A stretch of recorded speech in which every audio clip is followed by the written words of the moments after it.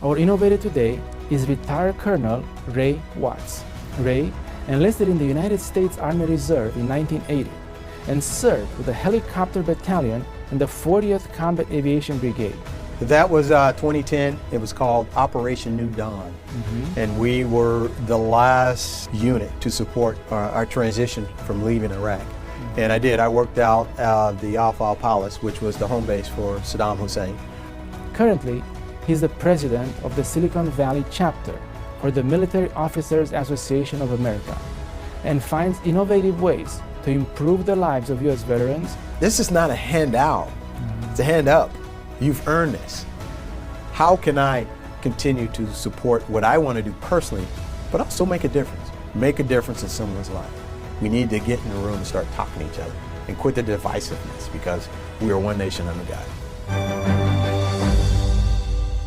This is Bay Area Innovators, and I'm your host, Steve Espas. Ray, it's a pleasure to have you on our program. Thank you. I'm glad to be here. Awesome. Great to have you. So you've been in the military for almost 40 years. Can you walk us through how you got into the military? What was the motivation and your experience in the beginning?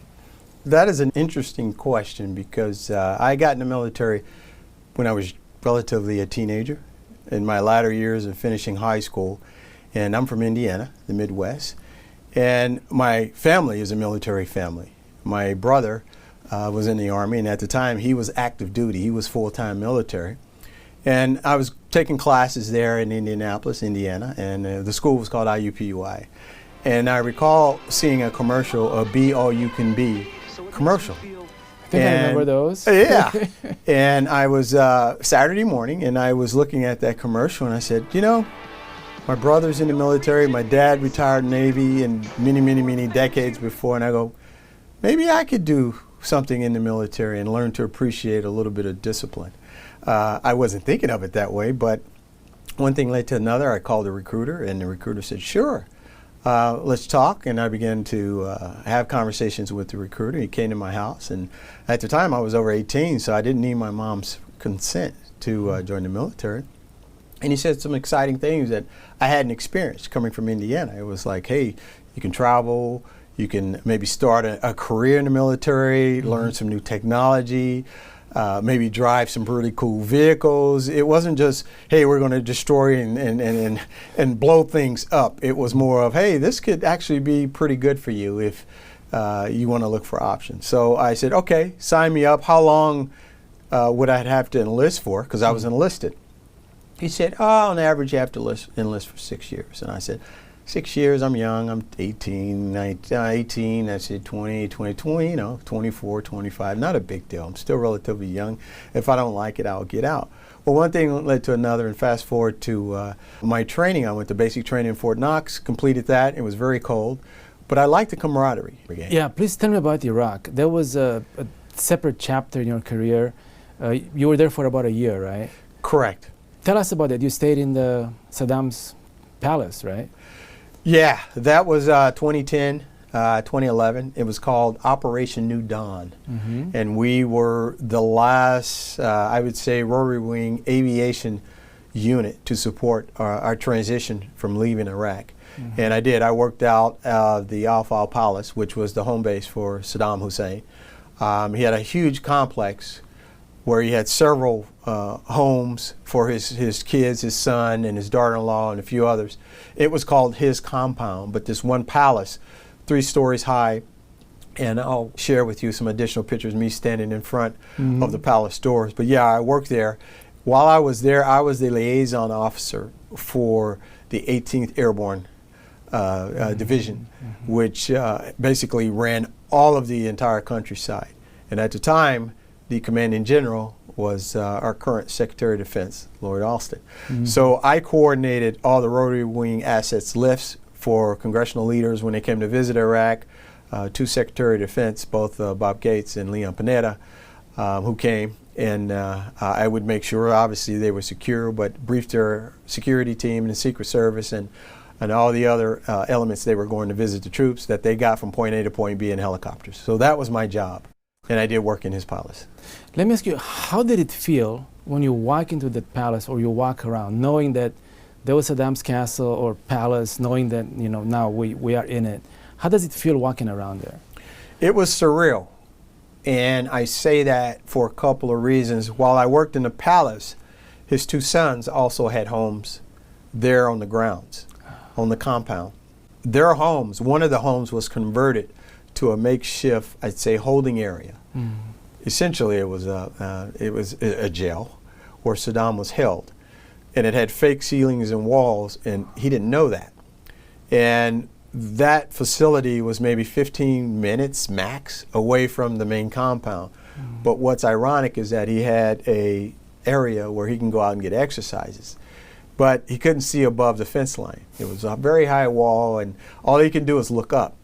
And one of the things why I say it's surreal is that standing there in his cell, his jail cell, and the cell of Chemical Ali, knowing the history and what they've done was quite impactful for me personally.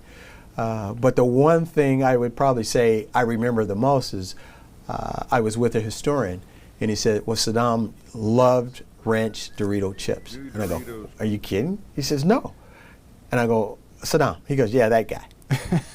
And one of his pastime favorites, he would take the ranch chip, Dorito chip, and dip it in water because he didn't like the powder on his fingers. That's one of many things that he had. But it was a lot of opulence, whether in the latrines or the restrooms or the stairway, the staircases and the pillars. But it was surreal for me. So you were in charge of transportation for these dignitaries as well, right? Yes, I was on the team for that. Yes, but I led a lot of the coordination from the unit that was actually flying those missions. So one thing I want to ask you is Leon Panetta, the Secretary of Defense, he's from the Bay Area. What did you guys talk about when you were with him? Well, we'd talk about, to some degree, for security reasons, we would talk about the mission and what's working. Mm. He was extremely interested in the welfare of the soldiers. Is there anything he can do to help? How's my time there? How's my family doing? Did not spend a lot of time getting in details about the mission for security reasons, but he was very genuine in his appreciation of what I was doing, and more importantly, about me, the person. Any other transportation that stood out? I know there was a vice president there, the two secretary of defense, correct, chairman of the Joint Chiefs, or yep, yeah, he was there, mm-hmm. And he came and presented a few awards to the service members. But most of the congressional delegates were there. Nancy Pelosi was there. Didn't get a chance to meet her, but there was a whole range of delegates on both houses that were there and come to see the troops. Right. So, you flew the Chinook helicopter in Iraq, and I've seen videos how this helicopter sometimes has to go on a slanted slope to pick up troops. And what is your experience with it? They call it the Pinnacle Landing. Mm-hmm. The first time I had to do that, needless to say, it was a little nerve-wracking. Mm-hmm. But yes, you have to be conscious of the blade and where you are. And there's a whole crew. It wasn't just me. I mean, there's another pilot, and typically there's two flight engineers in the back. So on the back side of the aircraft, you have a ramp area, and you have a flight engineer there. In Iraq, you had 3 flight engineers, a crew of 5. Wow. So each side of the aircraft, you would have a cabin door, and the flight engineer would be looking at the rotor system to make sure you don't hit anything. Same thing on the tail end of the ramp. So historically, what you would do, you'd do a flyby, and if you didn't have the opportunity to do a flyby, you would do a site recon and make sure that before you went in there that you had clear clearance to do that, meaning the rotor system wasn't that close to the rocks. And then it's a matter of finessing the aircraft. The aircraft is very stable. It actually flies better than humans. The front section will stabilize, and then once you're there, you lower the ramp, and then everyone gets on. And then once everyone is on, you raise the ramp, and you just pull power away from the hillside. So, now you've been very involved outside of being in the uniform. You've been involved with veterans as well. You know, recently. Tell us, what are some of the bigger challenges that veterans have once they transition from military to civilian life?